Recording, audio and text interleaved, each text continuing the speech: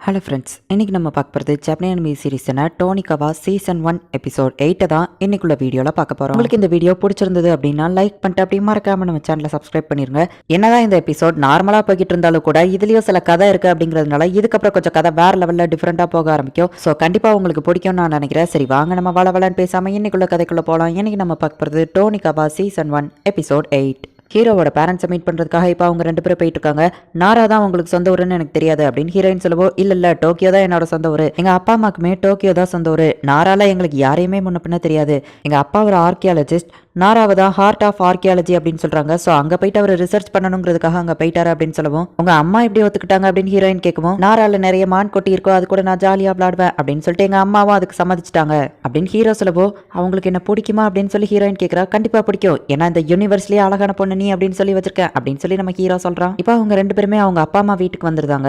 நம்ம காஷ்பா grand shrine பக்கத்தில் இருக்கோம் அப்படின்னு ஹீரோயின் சொல்லவோ, உனக்கு எப்படி தெரியும்னு ஹீரோ கேட்குறான். ஏன்னா அந்த மவுண்டைன் 1000 வருஷமா அங்கேயே தான் இருக்கு அப்படின்னு ஹீரோயின் சொல்லவோ, நீ ஹிஸ்ட்ரிலாம் தெரிஞ்சு வச்சிருக்கேன்னு கேட்கவோ, இல்லை எனக்கு நல்ல மெமரி பவர் உண்டு, சரி வாங்க உங்க அப்பா அம்மா மீட் பண்ணலாம் அப்படின்னு ஹீரோயின் சொல்றா. யாரோ எட்டி பார்த்துட்டு இருக்காங்க அப்படின்னு ஹீரோயின் சொல்லவோ, அது வேற யாரும் இல்லை எங்க அம்மா தான் அப்படின்னு நம்ம ஹீரோ போய் பேசவும், இந்த யூனிவர்ஸ்லயே அழகான பொண்ணு அவ வெளியே தான் நிக்கிறாளா, கொஞ்சம் வெயிட் பண்ணு நான் இன்னும் ப்ரிப்பேர் ஆகல அப்படின்னு சொல்லி அவங்க அம்மா வெக்கப்பட்டு இருக்காங்க. இப்போ நம்ம ஹீரோயின் வந்துட்டு என்னோட பேரு சுகாசா யோசிக்கி அப்படின்னு சொல்லி இன்ட்ரோடியூஸ் ஆகுறா. ஓ என்னோட பேர் கூட யோசிக்கி தான், ஓ நீ என் பையனை கல்யாணம் பண்ணதுனால உனக்கும் அந்த பேர் தான் இருக்குல்ல அப்படின்னு சொல்லி அவங்க அம்மா காமெடி பண்றாங்க. உங்க அப்பா காலையில இருந்து ரூம் விட்டு வெளியவே வரல, சரி நான் உங்களுக்கு டீ கொண்டு வரேன் அப்படின்னு சொல்லி அவங்க அம்மா ஓடிடுறாங்க. உங்க அம்மா என்ன அவாய்ட் பண்றாங்கன்னு நினைக்கிறேன் அப்படின்னு ஹீரோயின் சொல்லவோ, இல்ல அவங்க பதட்டமா இருக்காங்க அப்படின்னு ஹீரோ சொல்றான். ஹீரோயின் அவங்க அப்பாவுக்கு கிஃப்ட் கொடுத்து இன்ட்ரோடியூஸ் ஆகிடுறா. அவங்க அப்பா அம்மா 2 பேருமே பதட்டத்திலே தான் இருந்துட்டு இருக்காங்க. நீங்க தானே எங்களை வர சொன்னீங்க, இப்படி நீங்களே பதறிட்டு இருந்தா எப்படி அப்படின்னு நம்ம ஹீரோ கேட்கவும், என்னோட மருமகளை பாக்குறதுக்கு நான் இன்னும் மென்டலி ப்ரிப்பேர் ஆகல, அதனால தான் நாங்க 2 பேரும் பதறிட்டு இருக்கோம் அப்படின்னு சொல்லி அவங்க சொல்றாங்க. நாங்க சடனா இப்படி கல்யாணம் பண்ணது உங்களுக்கு அதிர்ச்சியா தான் இருக்குன்னு எனக்கு தெரியும் அப்படின்னு ஹீரோயின் சொல்லவோ, இல்ல அப்படிலாம் இல்ல, சரி நாசா நீ டயர்டா இருப்ப போய் குளிச்சுட்டு வா அப்படின்னு அவங்க அப்பா சொல்லவோ, இப்ப எதுக்கு சம்மந்தமே இல்லாம என்ன குளிக்க அனுப்புறீங்க அப்படின்னு கேட்கவும், நீ இப்ப போய் குளிச்சே ஆகணும், இது என்னோட ஆர்டர் கட்டளை, எப்படி வேணாலும் எடுத்துக்கோ, உன்னோட வைஃப் கிட்ட நான் கொஞ்சம் தனியா பேசணும், அதை நீயே புரிஞ்சுட்டு போ, ஏதோ தப்பாலாம் இல்ல அப்படின்னு சொல்லவோ, அது எப்படி நான் தப்பா எடுக்காம இருப்பேன், நீங்க ஒருவேளை அவளை திட்டி அப்படின்னு சொல்லி நம்ம ஹீரோ கேட்குறோம். டார்லிங் ஒன்றும் பிரச்சனை இல்லை, நீங்க போயிட்டு வாங்க அப்படின்னு சொல்லி நம்ம ஹீரோயின் அவனை அனுப்பி வைக்கிறா. நீங்க என்கிட்ட என்ன பேசணும் அப்படின்னு சொல்லி ஹீரோயின் கேட்குறா. இங்க நம்ம ஹீரோ வந்துட்டு ஒருவேளை அவங்களுக்கு அந்த கல்யாணத்துல விருப்பம் இல்லாம ஹீரோயின் ஏதாச்சும் திட்டிடக்கூடாது அப்படின்னு சொல்லி வருத்தப்பட்டு இருக்கான். உங்க அப்பா அம்மா 2 பேருமே ரொம்பவும் நல்லவங்களா இருக்காங்க, அவங்க என்கிட்ட அவங்களோட சின்ன வயசை பத்தி சொன்னாங்க அப்படின்னு சொல்லவும், என்ன சொன்னாங்கன்னு நம்ம ஹீரோ கேட்குறான். அது ஒரு சீக்ரெட் அப்படின்னு ஹீரோயின் சொல்றா. இந்த ரூம்ல எந்த ஒரு திங்ஸுமே இல்லை, உங்க அபார்ட்மெண்ட்லயும் அப்படிதான் நிறைய திங்ஸே இல்லையே அப்படின்னு ஹீரோயின் கேட்கவும், முக்கியமான விஷயங்களை பேங்க் லாக்கரில் போட்டு வச்சிருவேன், டேட்டாவை கிளவுட்ல ஸ்டோர் பண்ணி வச்சிருவேன், அப்புறமா தேவைப்படுறதை எப்பவும் என் கூடவே வச்சிருப்பேன், அது போக உன்னோட ஃபோட்டோஸ் அப்புறமா ரிங் இது 2த்தையுமே வந்துட்டு எப்பவும் என் கூட தான் வச்சிருக்கேன், ஸோ நம்ம வீடே எரிஞ்சு போனால் கூட எனக்கு எந்த ஒரு கவலையும் இல்லை அப்படின்னு நம்ம ஹீரோ சொல்கிறான். உங்களுக்கு தேவையான 2 ஃபோட்டோனும் கபோர்டுக்குள்ள இருக்கு, அப்புறமா நாங்கள் பக்கத்து ரூம்ல தான் இருப்போம் அப்படின்னு அவங்க அம்மா சொல்லவோ, அதே எதுக்கு என்கிட்ட சொல்றீங்க அப்படின்னு ஹீரோ கேட்குறான். நாங்கள் எந்த ஒரு சவுண்ட் வந்தாலும் கேட்கப்பட்ட கவலைப்படாதா அப்படின்னு சொல்லிட்டு அவங்க அம்மா ஓடிடுறாங்க. நம்ம ஹீரோக்கு ஃபர்ஸ்ட் எதுவுமே புரியல, அதுக்கப்புறமா தான் அவங்க என்ன மென்ஷன் பண்ணாங்கிறது புரியுது. எப்பவுமே நம்ம ஹீரோ வந்துட்டு பெட்ல ஹைட்டா படுப்பா, நம்ம ஹீரோயின் வந்துட்டு தரையில படுப்பா, ஆனா இன்னைக்கு தான் இவங்க 2 பேரும் ஒரே சர்ஃபேஸ்ல ஒன்னா தூங்க போறாங்க. நம்ம ஹீரோ அதை நினைச்சு வெக்கப்பட்டு இருக்கான். நானும் போய் குளிச்சுட்டு வரேன் அப்படின்னு ஹீரோயின் சொல்றா. அப்பா அம்மா பக்கத்து ரூமில் தான் இருக்காங்க, என்ன பண்ணுறது அப்படின்னு நம்ம ஹீரோ யோசிச்சிருக்கோம். ஹீரோயின் அங்கே வந்து தூங்கலாமா அப்படின்னு சொல்லி கேட்குறா. இப்போ இவங்க 2 பேரும் தூங்குறாங்க. நம்ம ஹீரோக்கு தான் ஹார்ட் லப்பு டப்புன்னு அடிச்சுக்கிடுது. ஹே சுகாசா நீ என் கையில் வந்து படுத்துக்கிட்டியா அப்படின்னு நம்ம ஹீரோ கேட்கவும், அவ்வளோ சரி ஓகே அப்படின்னு சொல்லி எந்திரிச்சு வந்து நம்ம ஹீரோவோட ஆர்ம்ஸில் படுத்துக்கிடுதா. இது ரொம்பவும் சூப்பராக இருக்குது, அவள் என்னை ஒட்டி படுத்துட்டு இருக்கா, ஆனால் அதே நேரத்தில் தப்பான ப்ரெஷர் பாயிண்ட்ல அவள் படுத்திருக்கான்னு நினைக்கிறேன், கை ரொம்பவும் வலிக்குது அப்படின்னு சொல்லி நம்ம ஹீரோக்கு கை ரொம்பவும் நடங்குது. என்னாச்சு டார்லிங் கை வலிக்குதா அப்படின்னு சொல்லி ஹீரோயின் கேட்கவும், அதெல்லாம் இல்லை அப்படின்னு நம்ம ஹீரோ சொல்கிறான். உடனே அவன் இன்னும் தள்ளி திரும்பி படுக்கவும் அவனுக்கு இன்னும் ரொம்ப வலிக்க ஆரம்பிக்குது. எனக்கு தெரியும், நான் என்னோட பெட்லேயே போய் படுக்கிறேன் அப்படின்னு நம்ம ஹீரோயின் சொல்லவோ, உன்னால தான் எனக்கு கை ரொம்பவுமே வலிக்குது, எனக்கு இந்த வலி போகணும் அப்படின்னா நீ எனக்கு ஒரு குட் நைட் கிஸ் தரணும், அண்ட் அதை நீயா தான் தரணும் அப்படின்னு நம்ம ஹீரோ சொல்கிறான். சரி ஓகே டார்லிங் கண்ணை மூடுங்க அப்படின்னு சொல்லவோ, இல்லை நான் திறந்தே தான் வச்சிருப்பேன் அப்படின்னு நம்ம ஹீரோ சொல்கிறான். இப்போ நம்ம ஹீரோயின் வந்துட்டு ஹீரோக்கு கிஸ் பண்ணுவோம். அவங்க அப்பா வந்துட்டு என் பையன் என்னே மாதிரி இருக்காங்க, வாயை மூடிட்டு படுங்க அப்படின்னு சொல்லி அவங்க அம்மா திட்டுறாங்க. இப்போ நம்ம ஹீரோயின் காலையில் எழுந்திக்கிறா. நம்ம ஹீரோ இன்னும் தூங்கிட்டு தான் இருக்கான். நைட் நடந்தது நினச்சி அவள் வெக்கப்பட்டு இருக்கா. இப்போ இவ ட்ரெஸ் மாற்றணும், ஆனால் இங்கே ஒரு ரூம் தான் இருக்கு. சரி அவர் இன்னும் தூங்கிட்டு தானே இருக்காரு, டக்குன்னு ட்ரெஸ் மாற்றிடலாம். நம்ம ஹீரோயின் ட்ரெஸ் மாத்திரா, ஆனால் நம்ம ஹீரோ முழிச்சு தான் இருக்கான்.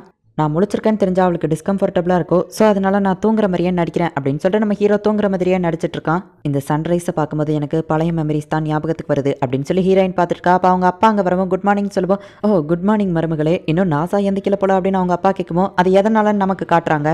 என்னோட மருமக கிட்ட இப்போ நான் என்ன பேசுறது, வெதரை பற்றி பேசுவா அப்படின்னு சொல்லி அவங்க அப்பா யோசிச்சுட்டு இருக்கோம். நீங்கள் ஒரு ஆர்கியாலஜிஸ்ட் நாசா சொன்னார் அப்படின்னு சொல்லுவோம். ஆமாம்மா நான் ஒரு ஆர்கியாலஜிஸ்ட், வா என்னோட ஆஃபீஸை காட்டுறேன் அப்படின்னு சொல்லி அவங்க அப்பா கூட்டிட்டு போறாரு. ஏங்கப்பா இவ்வளோ புக் இருக்கா, நீங்கள் உண்மையிலேயே ஒரு பெரிய ஜீனியஸ் தான் போல, இப்போ தான் புரியுது, நாசாவோட அறிவு உங்ககிட்ட இருந்தா வந்திருக்குன்னு நினைக்கிறேன் அப்படின்னு ஹீரோயின் சொல்லவும், இல்ல நாசா என்ன விடவோ ரொம்பவோ இன்டெலிஜென்ட், இந்த புக் எல்லாம் வேஸ்ட்னு சொல்லி அவன் பல தடவை என்ன திட்டிருக்கான் அப்படின்னு அவங்க அப்பா சொல்றாரு. உனக்கு ஹிஸ்ட்ரியில் இன்ட்ரெஸ்ட் உண்டு அப்படின்னு அவங்க அப்பா கேட்கவும், ஆமா இந்த லவ் லெட்டர் கூட ரொம்பவோ சூப்பராக இருக்குது அப்படின்னு ஹீரோயின் சொல்லவோ, உன்னால் அதை படிக்க முடியுதா என்ன அப்படின்னு சொல்லி அவங்க அப்பா கேட்குறாரு. அப்போ நம்ம ஹீரோவா அந்த இடத்துக்கு வந்துருதான். ஆமா உனக்கு ஹிஸ்ட்ரி விஷயங்கள்லாம் இன்ட்ரெஸ்டே கிடையாது அப்படின்னு நம்ம ஹீரோ வந்து கேட்கவோ, யார் அப்படி சொன்னது, எனக்கு ஹிஸ்ட்ரிலாம் ரொம்ப பிடிக்கும், இந்த லவ் லெட்டர் கூட ரொம்ப பிடிச்சிருக்கு பாருங்க அப்படின்னு சொல்லவும், என்னால் இதை ரீட் பண்ணவே முடியல, உனக்கு எப்படி இது புரியுது அப்படின்னு நம்ம ஹீரோ கேட்கவும், அதெல்லாம் விட்டு தள்ளுங்க, எனக்கு ஹிஸ்ட்ரி பிடிக்கும் அப்படின்னு ஹீரோயின் சொல்றா. சரிவா சாப்பாடு ரெடி ஆயிட்டு அப்படின்னு நம்ம ஹீரோ அவளை கூட்டிட்டு போறான். இந்த இடத்த எனக்கு காமிச்சதுக்கு ரொம்பவும் தேங்க்ஸ் அப்படின்னு சொல்லிட்டு நம்ம ஹீரோயின் கிளம்புறா. உண்மையிலேயே உனக்கு ஹிஸ்ட்ரிலாம் பிடிக்காது தானே அப்படின்னு நம்ம ஹீரோ கேட்கவும், எனக்கு அதுக்கு தான் ஒரு ஐடியா இருக்கு, ஒரு போரிங்கான ஹிஸ்ட்ரி பிளேஸ், அது கூட என்னோட நாசாவை சேர்த்தேன் அப்படின்னா அந்த இடம் எனக்கு ஸ்பெஷலாக மாறிடும் அப்படின்னு சொல்லி ஹீரோயின் சொல்றா. அப்போ நம்ம நாராவை சுற்றி பார்க்கணும்னு நினைக்கிறியா அப்படின்னு நம்ம ஹீரோ கேட்கவும், கியோட்டோவில் உங்க கூட தனியாக சுற்றி பார்க்கலான்னு நினச்சேன், ஆனால் அதை சிட்டோஸே வந்து கெடுத்துட்டா, அதனால தான் இப்போ உங்க கூட இங்கே தனியாக சுற்றி பார்க்க ஆசைப்படுறேன் அப்படின்னு அவள் சொல்லவும், நம்ம ஹீரோவும் வைக்கப்பட்டுக்கிட்டே ஓகே அப்படின்னு சொல்கிறான். இப்போ அவங்க ரெண்டு பேருமே அங்கே இருக்கிற ஹிஸ்டாரிக்கல் பிளேஸ் எல்லாம் சுற்றி பார்த்து ஃபோட்டோ எடுக்கிறாங்க. நம்ம ஹீரோ நல்ல போஸ்ட் கொடுக்குறான். அதை நம்ம ஹீரோயின் ஃபோட்டோ எடுத்துட்டு இதெல்லாம் உங்க அப்பா அம்மா கிட்ட காட்டுவேன் அப்படின்னு சொல்லவும், ஐயோ இதெல்லாம் காட்டாதான்னு சொல்லவும், உங்களை நல்லா பார்த்துக்கிடணும்னு சொல்லி உங்க அப்பா சொல்லியிருக்காரு, நான் உங்க பையனை எப்படி பார்த்துக்கிடுதுன்னு பாருங்க அப்படின்னு சொல்லி நான் இந்த ஃபோட்டோவை காட்டுவேன் அப்படின்னு சொல்லி அவள் சொல்கிறா. 16th செஞ்சுரியில் இந்த பில்டிங் மேலே ஒரு மின்னல் விழுந்துச்சு, ஆனாலுமே இந்த பில்டிங் ரொம்பவோ ஸ்ட்ராங்காக இருக்குது அப்படின்னு ஹீரோயின் சொல்லவும், உனக்கு ஹிஸ்ட்ரியில் இன்ட்ரெஸ்ட் கிடையாதுன்னு நினச்சேன், ஆனால் இதெல்லாம் படிச்சு வச்சிருக்கியா அப்படின்னு நம்ம ஹீரோ கேட்கவும், இல்லை எனக்கு ஜஸ்ட் நல்ல மெமரி பவர் அவ்வளோதான், இந்த பில்டிங்கை கட்டின ராஜாவை எல்லாரும் மறந்துருக்கலாம், ஆனால் நம்ம இங்கே வந்தது மறக்கக்கூடாது, ஸோ ஒரு போஸ்ட் கொடுங்க, என்ன நீங்கள் போஸ்ட் கொடுக்குறீங்க, இந்த இடம் ஃபைட்டிங்க்கு தான் ஃபேமஸ், ஒரு ஃபைட்டிங் போஸ்ட் கொடுங்க அப்படின்னு சொல்லவும், நம்ம வேணா ரெண்டு பேரும் சேர்ந்து ஒரு செல்ஃபி எடுக்கலாமா அப்படின்னு நம்ம ஹீரோ கேட்குறான். எப்பவும் இப்படி தானு கேட்கவும், நான் தப்பாலாம் எதுவும் கேட்கல அப்படின்னு நம்ம ஹீரோ சொல்லவும், சரி ஓகேன்னு சொல்லிட்டு அவங்க ரெண்டு பேரும் சேர்ந்து ஒரு செல்ஃபி எடுக்கிறாங்க. நெக்ஸ்ட் எங்கே போகலான்னு ஹீரோயின் கேட்கவும், ஹேஜியோ பேலஸ்னு ஒரு இடம் இருக்கு, அங்கே போகலாம் நம்ம ஹீரோ சொல்லுவோம். ஆனா அந்த இடத்துல இப்ப எதுவுமே இருக்காதுன்னு ஹீரோயின் சொல்லுவோம். எனக்கு நல்லா தெரியும், அந்த கேபிட்டல் மொத்தமா அங்கதான் இருக்கு அப்படின்னு ஹீரோ சொல்றான். பார்த்தா ஹீரோயின் சொன்ன மாதிரி அங்க எதுவுமே இல்ல. இந்த கேபிட்டல் பிளேஸ்ல இருந்த எல்லாத்தையுமே கியோட்டோக்கு கவர்மெண்ட் டிரான்ஸ்ஃபர் பண்ணிட்டாங்க. பேலன்ஸ் இருக்கிறதா அந்த ஒரே ஒரு பில்டிங் தான். ஆனா அது கூட உண்மையான பழைய பில்டிங் கிடையாது, திரும்ப ரீமாடலிங் பண்ணிருக்காங்க அப்படின்னு ஹீரோயின் சொல்லிட்டு, பல நூறு வருஷங்களுக்கு முன்னாடி இந்த இடத்துல நிறைய குடும்பங்கள் ஒன்றா ஹாப்பியாக வாழ்ந்துட்டு இருந்தாங்க. ஆனால் அவங்க யாரையுமே இப்போ யாரும் ஞாபகம் வச்சுட்டு இருக்கிறது இல்லை. நான் இப்போ என்ன சொல்ல வரேன்னா, இப்போ இருக்கிற மாடர்ன் டெக்னாலஜியில் ஃபோட்டோவோ வீடியோவோ எடுத்து நெட்டில் அப்லோட் பண்ணால் அது காலத்துக்கு அழியாமல் அப்படியே இருக்கும். ஸோ நான் உங்களை ஒரு வீடியோ எடுக்கிறேன் அப்படின்னு அவ சொல்கிறா. நம்ம ஹீரோ பதறிக்கிட்டே காமெடியாக பேசவும், கொஞ்சம் நிறுத்துங்க, நீங்கள் பேசுகிறத பார்த்தா ஏதோ அந்த போருக்கு போயிட்டு வந்த சோல்ஜர் பேசுகிற மாதிரி இருக்குது அப்படின்னு சொல்லி ஹீரோயின் சொல்கிறா. ஐயோ அப்படின்னு அதை டெலிட் பண்ணிடு அப்படின்னு ஹீரோ சொல்லவோ, இல்லை நான் டெலிட் பண்ண மாட்டேன், ஏன்னா அவங்க அப்பா சொன்ன அந்த விஷயத்துக்காக வச்சு நான் இதை வச்சிருக்கணும் அப்படின்னு ஹீரோயின் சொல்லவோ, என்ன விஷயம் கேட்டால் சீக்ரெட் அப்படின்னு அவ சொல்கிறா.